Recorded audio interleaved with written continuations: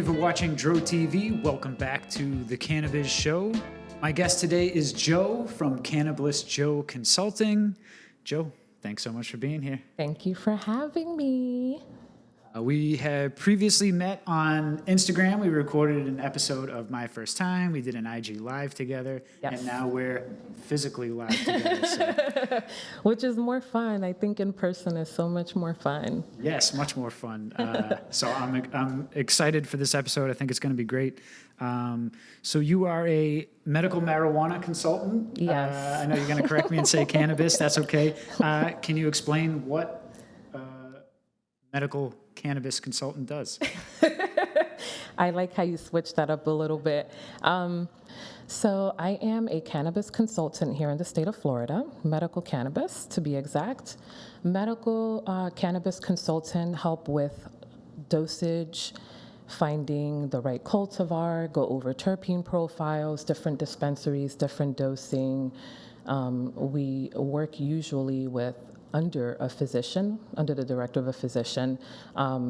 So that's what I've been doing, and that's what cannabis consultant covers, is consulting patients one-on-one or doing some education seminars, always with the doctor, always under the direction of a doctor. You never want to do that on your own because it's a huge responsibility to go over dosing and cultivars and everything like that, especially with patients or clients that are suffering from various ailments. Okay.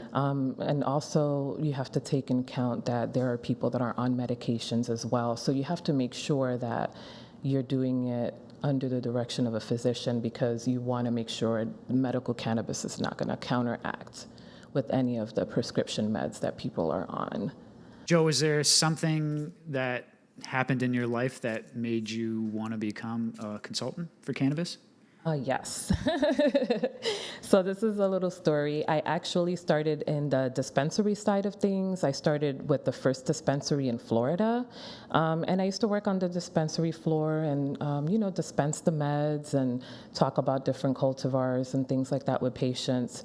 And the number one thing that I saw a lack of was education with the patients. A lot of the physicians are not really familiar with the cultivars and with all the dispensaries. There are very few that are very familiar with how cannabis works and dosing and products and different things like that. So I saw the lack of education there because patients were coming from the medical marijuana clinics to the dispensary and just saying, hey, the doctor just told me to come here and you'll tell me what I can pick and what I shouldn't pick. And I was like, whoa, well, that's kind of intense because now we got to go over your ailments. Now, I don't know what's happening with your body or what meds you're on or anything like that. So that's why it's a huge responsibility and you have to be very careful how you word certain things. Anytime I'm going to consult anybody or talk to a patient under the direct, care of a physician when I'm working at a medical marijuana clinic, I always tell them I'm not a physician, I'm not a doctor, but this is my background. So that led me into consulting, just seeing the lack of education. A lot of patients would get frustrated and they would stop using cannabis altogether because they had a bad reaction or a bad experience with it. So I try my very best to, when I do the education part, to break down a lot of the science behind the plant so they understand how it affects your body, how your CBD1 and CBD2 receptors work together and how cannabis affects your body scientifically and breaking that down. So education is key. It's really important with every patient that's using cannabis. How long ago did you start at the dispensary? I started in the dispensary in 2017. Okay. So I've been in the cannabis field since 2017, but I've been in the medical field 20 plus years. Okay. So I combine my medical background experience and I'm a certified herbalist as well. I combine all of that and many different coping skills and combine that with the consulting, with cannabis consulting. And I always remind patients it takes more than just cannabis. You can't just do cannabis and think, okay, this is it. I'm just going to smoke every day and I'll be fine and still have like unhealthy habits as well. You have to learn how to have healthy habits and combine it with coping skills and combine it with the regimen so that you can have that overall quality of life, I think, when using cannabis. education is what led you to be a consultant. Yeah. What are some of the issues you see with medical marijuana cannabis patients now in Florida? Right now, I think the biggest struggle for patients that are on fixed income, and I mean like retired, on disability, and that includes adults and children, because there are a lot of patients that are children as well. I think the biggest struggle right now is how expensive it is, and not being able to, some patients are not able to afford going to the doctor. And if they get assistance with that, then they struggle with buying the meds, the amount of meds that they need to cover for the whole month. And I can use an example. My mom was a patient. I would have to help her every month buy cannabis, buy her medical cannabis, because it was too expensive for her. She was on a fixed income. So, when you're on a fixed income, you have everything calculated, like where everything's going. And most of the time, those patients don't have a lot left over to buy medical cannabis. So I think the biggest struggle right now is affording cannabis for those that are on a fixed income. If you're working full time, then yeah, you can spend more and splurge. But people on a fixed income, I think right now is the biggest struggle, is being able to afford the meds and being able to afford getting the card, period. So 2017, that's when the first dispensary opened? Yes, the very first dispensary, which was Knox, and they're now Fluent. Okay. I work with them, and that was a blessing in disguise, that whole opportunity. I came into cannabis in general because of my mom having cancer, and I wanted to be a part of something that I knew was healing to the body. And once I started working there and seeing how amazing the plant is and how it can help anyone. Cannabis it can help anyone, but if you have the right guidance and you have the right coach to kind of guide you into different methods to consume and things like that, because of course it's not just smoking. There's other ways to consume. So from 2017, here we are, 2022. Yes. It's obviously pretty slow, the amount of dispensaries that there are, options available for consumers or patients. What would you like to see happen quickly in this state? Oh, wow. What I would love to see quickly happen in the state is protection for the patients that are currently employed, because being a patient does not cover you at any job right now. You can be a medical cannabis patient, and of course you don't have to disclose that to the employer. But a lot of people are afraid. Some people have certain jobs where they do random testing and things like that. And so those people, you can't consume because they're randomly testing you. And then you have people that are in the medical fields and in different fields that they don't get tested frequently, but if they get injured at the job or something like that, then you will get tested. And, and some people are afraid of losing their jobs. So I think right now, something that I would love to see happening, one of the major things is that protection for employees. And of course we need home grow and things like that as well. That's something else that a lot of people are wanting for the state of Florida. So hopefully in the future that will change. But right now it's a little bit, we're still learning, I think, as a state and individually, with the laws and things that are going on. And we see other states doing all of these things that we're not doing, in terms of like recreational and having that protection as an employee and things like that. So hopefully we'll see those changes, but in order to see those changes, we have to work hard as a community and be able to break the stigmas. And when there's petitions that need to be signed, we all need to be signing those petitions to help us. If we have home grow, that'll be a great opportunity for many people. They can grow their own meds at home. So it will help a lot of people as well. So I think those are things that I would love to see changes in. And of course, the flower cap, the 2.5 ounces is not enough for people that only consume flower. So changes with that would be great too, increasing it. It's just a little bit hard because a lot of people are not really educated on the dosing and how beneficial cannabis is. So as long as we as a community are out educating people and showing people that cannabis is medicine and you can still function in society and still do different things, and that we really fight for having those things, that there will be the changes if we work together as a community. If we don't, then we're never going to see those changes if we don't work together as a community to make those changes happen. Like it's up to us to create those changes. Right, yeah. Educating the community, our neighbors, politicians need education because they're the ones that are against it, in control. Yeah. Exactly, yeah.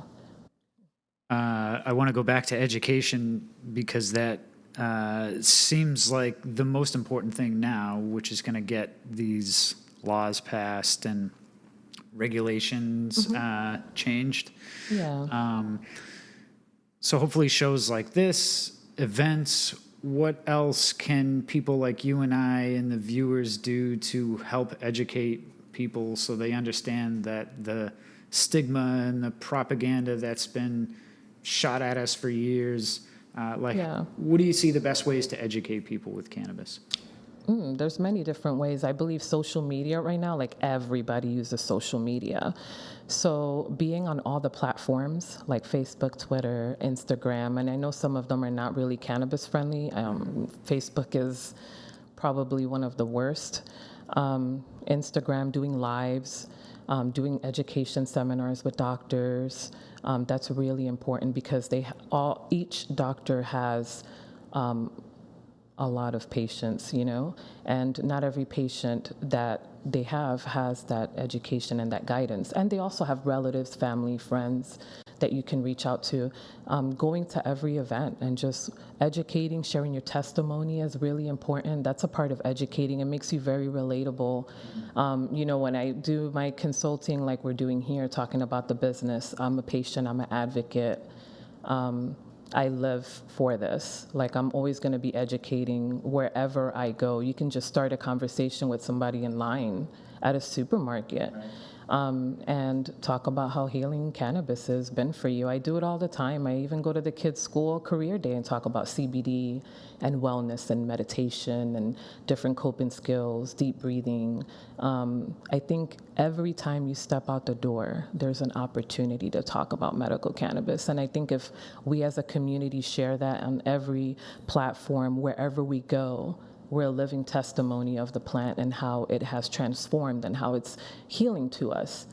I think there's always an opportunity. But social media, of course, and showing up at events, especially where doctors are involved in, you definitely want to be there and speak with the physicians and speak with the patients that are there and share your story. A lot of patients or a lot of people that are not patients yet, they go to these seminars that educate. If there aren't any, create an education seminar so that you can have people come out and hear different testimonies and learn about cannabis. So I think every social media platform, events, everywhere you go, you should be a living testimony of what cannabis has done for you. Like, we should never forget that we should be sharing our why. I always say that. And if you go on my page, every post that I do is centered around spirituality, mental health, cannabis, and how it's helping me with all of these different coping skills. So every opportunity, there's a lot of opportunities for us to share cannabis as medicine. So you just mentioned your why, and everyone has a story, and when someone can tell what cannabis has done for them, what has cannabis done for you, Jo? Wow, it's healed a lot of different things for me. I will start off by saying that when I started working in the dispensary, I wasn't even a patient, and I became a believer for myself. I was doing it more for my mom, and I ended up being a patient myself, using cannabis to treat my trauma from when I was a child. I went through, I started having anxiety at the age of 5.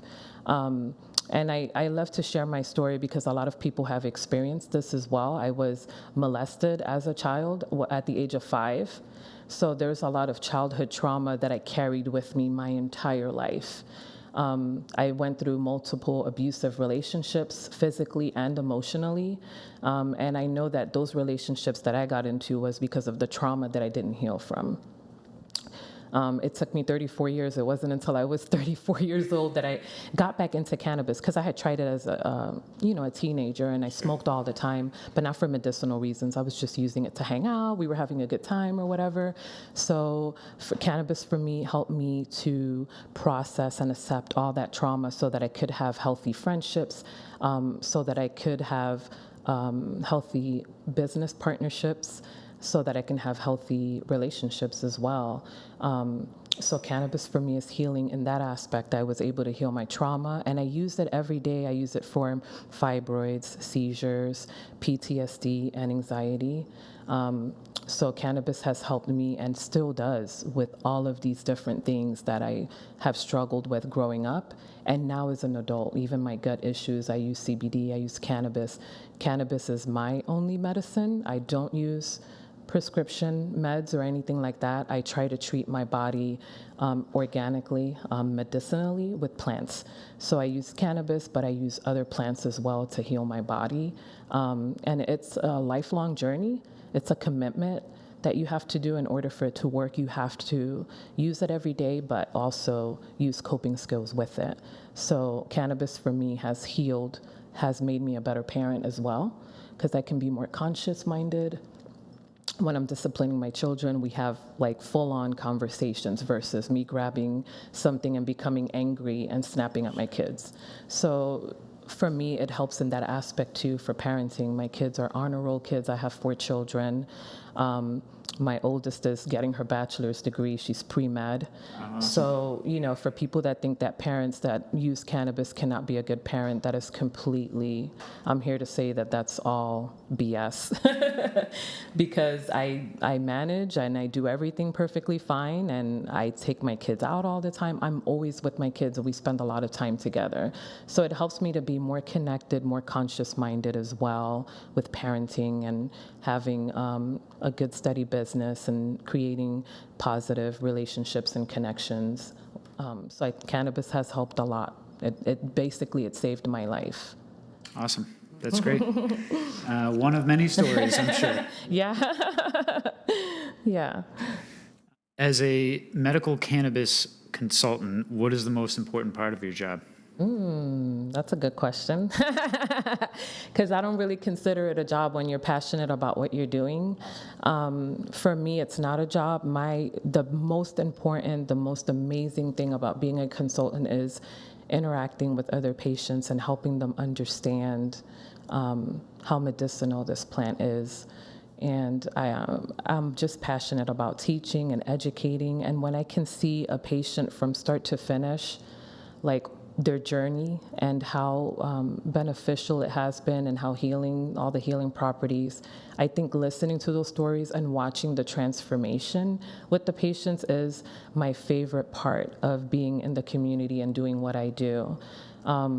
Because I do way more than consulting. It gets more in depth for me. I always bring my spirituality, meditation, and coping skills with it to help people understand that more and to have more healing with the plant. So that's, I think, the most important part to me is being able to help somebody achieve quality of life with medical cannabis, because I think anybody can achieve that with the right guidance. So that's, for me, the most important part of what I do is seeing the transformation with the patients when they use cannabis. Awesome. That's a great answer. So why is it important when choosing a consultant that they have the proper credentials? I want to stress, a lot of people use consulting, that word, very loosely. You always want to make sure somebody has the medical background behind consulting, because you have to remember that you're dealing with people that have different ailments and that are on medications as well. And if you don't know who that person is or what they're suffering from, who are you to just say, hey, try this brownie, I have it, have that brownie. You don't know how that person's going to react to that edible. You're now held liable for that person. What if that person goes home driving after they took a whole brownie because you didn't really explain the pros and cons of that? So I believe selecting a cannabis consultant that has medical background experience can help coach you better and guide you better because they have that knowledge that have that medical background knowledge. You just don't want to go to somebody randomly on Instagram or any social media platform and say, hey, help me with this. You really have to understand cannabis as well. There's a lot of science behind cannabis, so you have to understand how the terpenes are going to affect you and not focus on the THC part of it. A lot of people make that mistake as well. A lot of people underestimate CBD and the different types of CBD that there is. So that's why it's important, because you have to give that guidance to that person, but now in some kind of a sense, you're a little bit liable. If that person has a bad experience, you're going to be the first person that they come to, and you have to be ready for that. So make sure you have your business, like you have an LLC, and that you're working in affiliation with physicians so that you're getting the right coaching and the right guidance. That person definitely has to understand a medical background to suggest and recommend different cultivars and dosing and things like that. I think that's very key, and that's very major, because you want to make these life changes, but you want to make sure you have somebody by your side that understands pros and cons to what you're going to be doing with cannabis and taking your prescriptions and things like that if you're on prescriptions. Right. That's a good point. Thank you. You're welcome. If someone wanted to reach out to you, Jo, for some consulting, what's the best way that they can do that? I'm on Instagram, CannaBliss Jo, and CannaBliss Jo Consulting. You can reach me through Instagram at CannaBliss Jo Consulting. Send me a DM. I also have an email. It's CannaBlissJoConsulting@gmail.com. So you can always reach me there as well and send me emails, but I always answer to DMs. So you can reach me there for any consulting, any coaching, guidance. Jo, you have a lot of experience and wisdom, 20 plus years in medical, 5 years at dispensaries, but like you said, cannabis going back to when you were younger. Yeah. Any parting thoughts? I know you're very spiritual. Anything you want to impart on our viewers? Yes. Always be grateful, live in gratitude. That makes a huge difference on how you live your life. Meditating, always take 7 to 10 minutes to meditate daily. Trust me, it will make a huge difference as well. It helps you to be more balanced, more centered. I feel like living in gratitude and meditating and doing all these things and practicing these things on a daily basis makes a huge difference to how we react and how we are as a human being. So that we know how to react to certain situations and we know how to process and accept things as well. So living in gratitude, I think, is one of the most important things that you can do. It's a gift to yourself and to others. I want to say thank you again to Jo from CannaBliss Jo Consulting for being a guest on Dro TV today. If you like this episode, make sure you go down and hit that like button and leave a comment for Jo. Some excellent information today, so thank you again. And of course, you need to subscribe to Dro TV so you don't miss more awesome, informative, educational episodes like this one and great guests like Jo. Thank you. Thank you for having me. I appreciate your presence and what you're doing in the community. I think this is extremely important so that we continue to break stigmas. That's it, everyone. Thank you for tuning in, and we'll catch you on the next episode. Goodbye.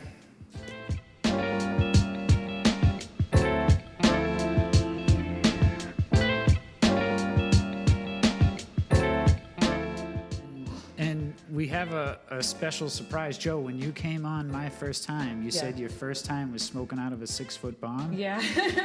We got you a 6-foot bong. Zach, you want to go get it? Oh my gosh, that's so exciting. I thought it would be funny to say that too. Yeah.